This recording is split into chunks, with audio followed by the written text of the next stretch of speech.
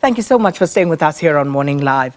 Now, it's been 9 years since former footballer Senzo Meyiwa was murdered in Vosloorus in Ekurhuleni at the home of his then girlfriend Kelly Khumalo in 2014. Now, since then, 5 men have been accused and are currently on trial for the murder of the football star in the Gauteng North High Court. The trial, which began in April last year, has encountered many delays, including the original presiding judge, Tshifhiwa Mauwela, being removed and replaced by Judge Ratha Makgoathleng. Numerous witnesses have also testified, including some of the people who were in the house on that fateful evening. Now, it's been a roller coaster ride, not only for the Meyiwa family, but also for South Africans in general, who've been waiting and watching and still waiting to finally know what actually transpired.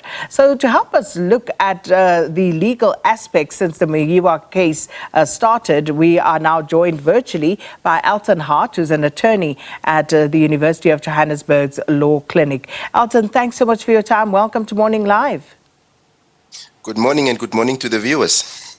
Elton, let's just start with the fact that it's already been 9 years since Senzo Meyiwa was murdered. This is a high-profile case, and yet it only really got off the ground last year, 8 years after his murder. What should South Africans make of this? You know, what does this say about our criminal justice system? Sakina, if I can start first, I would go not with specifically the criminal justice system. I want to break it down in components and say, actually, first I want to look at the South African Police Services, who is the primary custodian of investigating and preventing of crime in South Africa. And the mere fact that we saw at some stage early in 2020 that 2 dockets popped up for the same cause of action, the death of Senzo Meyiwa, showed to us that either there was not a will to actually prosecute this thing and prosecute it successfully, or there was some meddling from people with ranks in this matter, because you cannot have 2 dockets for the same cause of action. That is unheard of in South Africa. So that's where we need to start, because obviously now when it comes to the prosecutor, he's now faced with these 2 dockets, and if his boss is telling him, listen here, you have to prosecute that docket and not this docket, knowing well that this other docket might contain information that's critical to this case, his hands is tied. But I say the problem that we are faced with the Senzo Meyiwa trial was started by the South African Police Service, specifically the ones that was tasked with investigating this crime. And it just, the ordinary South African should feel and must feel that there is a Brigadier Ganinda that is being mentioned many a times, but we don't see him to come and give answers as to why the shoddy investigation work was happening on this docket. And, you know, to that point, it starts with the evidence from the police themselves about how the crime scene was processed. No, indeed. And the mere fact, and I recall, like some time back, there was like the crime scene expert, Sergeant Musia, who came and said he took photos and did certain everything. But later on, evidence emerged that there was people, at some stage that scene was left unattended. Police officers came to the scene, they went to the hospital, leave a scene unattended into the hands of, I don't know who that guy is, where he fits in. That was already the first critical stage. And I think the defense team at that point in time, they were supposed to hammer on that and to say that these photos are inadmissible, because what these photos are portraying now is after a crime scene was tampered with, and not how it looked directly after Senzo Meyiwa was killed. And they were supposed to canvass that hard with the judge, because there was now evidence on the table to show that what is depicted in the photos that is being presented to court and how the crime scene really looked. That was some of the things that is worrying. And I think that, I'm not saying these guys are guilty or not guilty, but this will be prejudicial to the accused in the box. Elton, you know, with regard to the matter of the 2 dockets, now, again, how do you then come to a decision that you're going to prosecute the people in the one docket and not the other? And again, this obviously on face value seems prejudicial to the accused who are currently in the dock. But is there a case to be made? Can a case still be made about that second docket, and that people perhaps should be called and also stand in the dock to answer questions from that angle? Sakina, this is a prickly pear that we're dealing with here, and a very dangerous one for that matter. Because here now we'll see a miscarriage of justice. And why do I say that? Say, for instance, now we have these 5 accused in docket 363 Vosloorus that's currently on the stand. And it so happens that these guys are acquitted. They are acquitted by court. Now the state decides, okay, these guys are acquitted based on the evidence. So it means that we need to now charge the 7 in the second docket.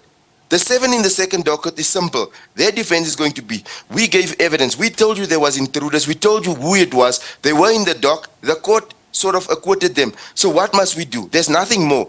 And then there will also be an acquittal on that side. That's what is going to happen if these guys are acquitted.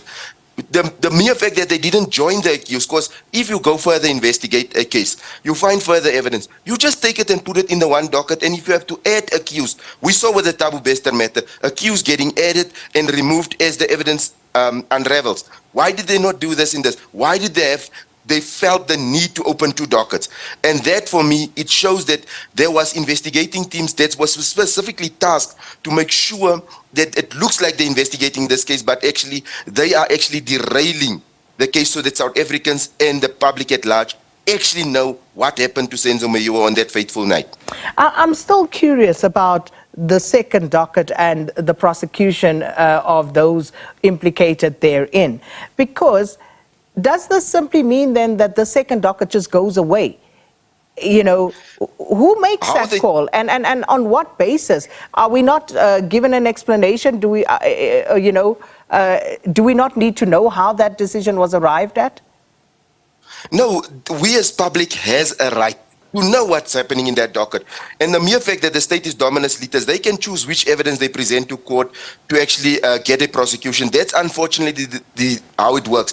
And you'll have now like Shamila Batoy, she's the NDPP, the National Director of Public Prosecutions. Then you have like what they call DNDPPs that sits below her, like Mr. Chowki and Mr. De Kock.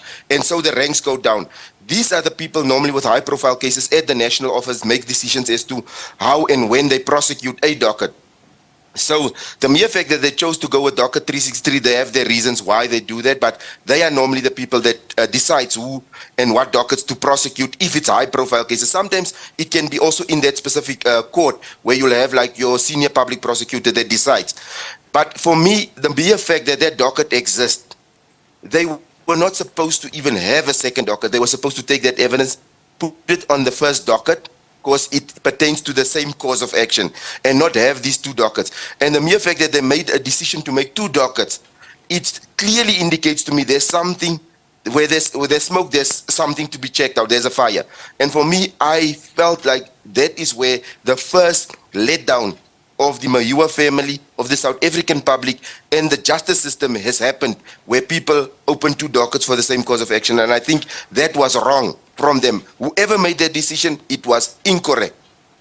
As you made the example in the Thabo Bester case, is there still scope for accused to be added to those who are currently in the dock for this murder right now?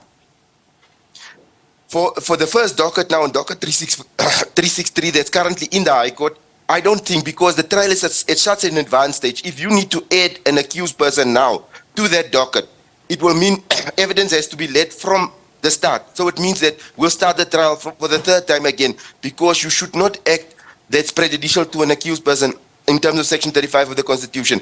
When they had the 2 dockets, when they started leading evidence, they had to join all these accused in this one docket. Now, it's already at the stage where they can't add. And if they want to do that, the accused can now raise a defense to say that this is now an undue delay in terms of 342 Big A of the Criminal Procedure Act. And this matter might be struck off the court roll. And it might go even cold. So where we now, adding of accused persons cannot happen. It was supposed to, just when Judge Ratha Makgoathleng took over the matter, they could have said, we want to add other accused to this docket because we started fresh, and add the people that was in docket 375, and they did not have an excuse not to do so. Add them, and then just say, we use the evidence we transferred. Defense team, you already have this evidence. Although this docket, we're going to combine the dockets. They could easily have combined the dockets and list all of those people that was in the house, outside the house, that they can pick up from the evidence and join them, and they will fall out as the evidence would be presented. Interesting, and I asked that simply based on what Harry Nell had said, having been on a watching brief on behalf of the family, that he, when I spoke to him one time, he said he believed that those who were in the dock are the correct people, but the mastermind is not there. So interesting that. But of all the people who were in the house, Elton, only 3 have already given evidence. Do you think their testimony has been credible? Not at all. For me, if you look at what happened in the first trial compared to what happened in the second trial, their evidence significantly differed as to what they said what happened. Because in the first trial, they could only hear 1 gunshot. In the second trial, suddenly some of them heard 2, some heard 3, and then they were adding things now. Because they could see already when they were cross-examined on the first occasion, there were certain things that they have to cover up so that it lines up with their previous statements, so that their previous statements become consistent with their oral evidence, and also to see then also what the ballistic experts testified. So they sort of have brought their evidence in line with it. So I don't trust these guys at all that was testifying on behalf of the state. Their credibility to me is down the drain, because clearly you could see that they are protecting somebody that was in that house besides these 5 guys, because they could make sure that they identify these 5 guys as the intruders. But already we can see that the DNA said, we're excluding some of these guys already on the mere fact, and they said they were there. So I don't trust what those guys, because it looks like they fabricated the evidence as things goes on. And obviously they have access to the internet, YouTube, so they can easily go and sit nicely behind their computers and watch what was put to witnesses, what did witnesses testify, so that they could actually sort of bring their thing in line. And also how the state operates on giving the defense evidence in an ambush-like style. For me already, that it speaks to a lot of things that raises red flags for me. And just finally, we have about 30 seconds, Elton. How important is it for the court to hear evidence of all those who were actually present in the house, including Kelly Khumalo? No, it's important because then one can make credibility finding to see if these guys, because obviously when you lie, you need to remember what you lied. But if it's the truth, it remains the truth. You won't concoct your story because you'll remember it as you saw it. And then one can see if it lines up with the other witnesses that was in the house. And then you can make a credibility finding if you can trust the evidence that they presented in court. Well, Elton, thanks so much. Elton Hart, attorney with the University of Johannesburg's law clinics, and talking to us about the Senzo Meyiwa trial, what's transpired so far. It has been 9 years, can you believe it, to the day since Senzo Meyiwa was murdered in Vosloorus, and that trial still ongoing.